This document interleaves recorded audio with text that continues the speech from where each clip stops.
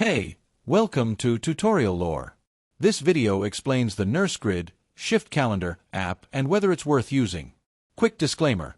This is an explained review based on user feedback and online data, not personal use or a visual demo. Nursegrid is a shift scheduling app created specifically for nurses to help them manage their work schedules more efficiently. It allows users to add, edit, and track shifts, sync schedules across devices, and coordinate with coworkers who also use the app. Nursegrid is available on both iOS and Android and focuses on making schedule management easier for busy healthcare professionals. The app's main feature is its personalized schedule calendar.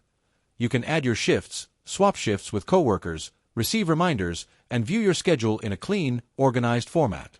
It also includes tools for team messaging, schedule sharing, and automatic syncing with your workplace assignments.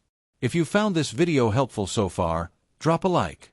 Let's talk about how it performs in actual use. Many users appreciate its simple interface, color-coded shifts, and ability to compare schedules with coworkers. The app helps reduce scheduling confusion, improves communication, and keeps all shift details in one place. It's especially useful for nurses working rotating, night, or irregular shifts. However, there are some drawbacks.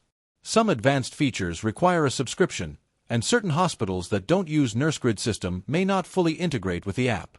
A few users also report occasional syncing issues or delays in coworker schedule updates.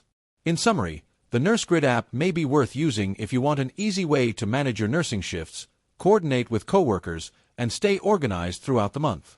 However, if your workplace already provides a complete scheduling tool or you're not looking for premium features, it might not be essential for you.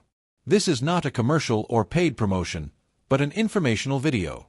For inquiries, contact the email address stated in the description.